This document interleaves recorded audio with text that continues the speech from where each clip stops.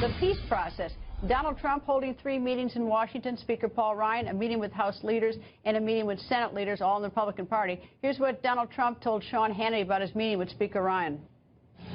We're going to get rid of Common Core, bring education locally. We're going to do that. We're going to protect our Second Amendment, so important, so important. And, you know, the Second Amendment is being chipped away at. And as far as Hillary's concerned, she wants to abolish the Second Amendment. I really believe she wants to abolish the Second Amendment. Her whole view on guns she's a disaster in so many different ways. So we're going to, I think we really had a great meeting today, and I think we agree on a lot of things, and it'll be a little process, but it'll come along. Just after the meeting, Speaker Paul Ryan had this to say. I was very encouraged with what I heard from Donald Trump today. I do believe that we are now planting the seeds to get ourselves unified, to bridge the gaps and differences. And so from here, we're going to go deeper into the policy areas to see where that common ground is and how we can make sure that we are operating off these same core principles. And so, yes, this is our first meeting. I was very encouraged with this meeting. But this is a process. It takes a little time. You don't put it together in 45 minutes. It's very important that we don't fake unifying, we don't pretend unification, that we truly and actually unify so that we are full strength in the fall.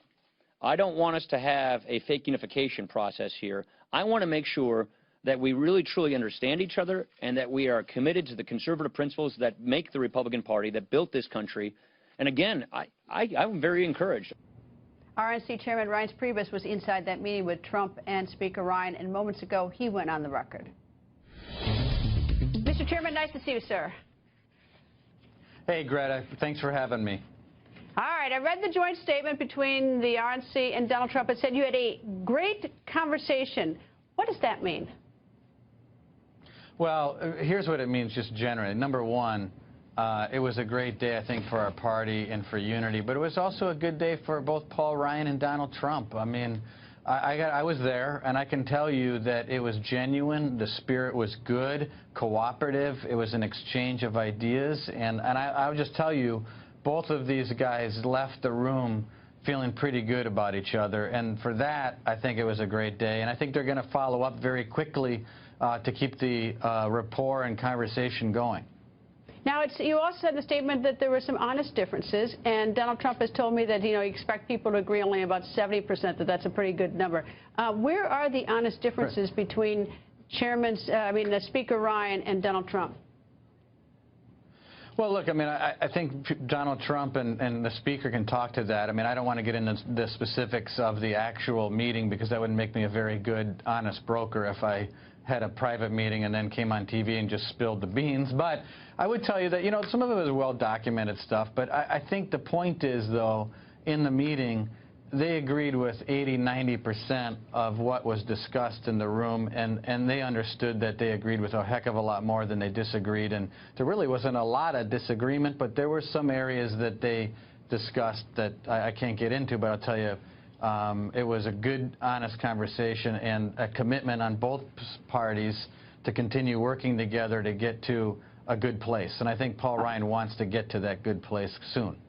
He didn't endorse today, and he has said in the past that he wasn't ready to endorse. Can you give me some sort of prediction? I mean, what is it going to take for Donald Trump to get the Speaker's endorsement? How long that'll be, or what the hurdles that Trump has, and whether or not he even needs that endorsement? Well, first of all, I don't know about the last one. I mean, look, Donald Trump has broken the playbook and has done very well, better than any nominee in the history of our party. So, I mean, as soon as you try to start playing by conventional rules, I learned, half a year ago that just isn't the case. So, and I don't try to apply those rules. But I would just say that I think both parties got out of today what they wanted and what they expected, I think. And they both left happy with the result. I don't think either Donald Trump or Paul Ryan came into this morning's meeting and were prepared to, just have a big endorsement party in 45 minutes. But I think they both left much more positive and more happy than when they came in. So I think for that, it was good. All right, what do you make of the truce, I guess is the word, that's the word I use, between Senator Lindsey Graham and Donald Trump? I mean, I think we probably expected that Speaker Ryan and Donald Trump would have a discussion today that might lead to the point they are. But Senator Graham and Donald Trump now have a truce?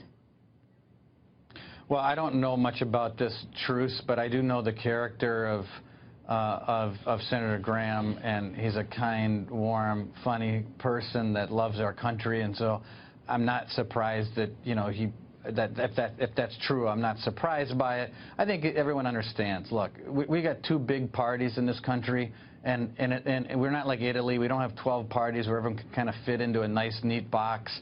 We don't agree with each other on everything, but we do agree that we're the party of freedom, opportunity, and equality, and the party of the open door. And if you're the party of the open door, that means that there's going to be a lot of people in the room that might not agree with each other on everything, but they agree on a better future for our country. And Hillary Clinton doesn't fit that description. And so I think that's what you're going to be seeing over the next several weeks. And who would have guessed that the Republicans would be where they are today and the Democrats are heading into their convention with who knows what. Anyway, Mr. Chairman, nice to see you, sir. Thank you for joining us. Thank you, Greta.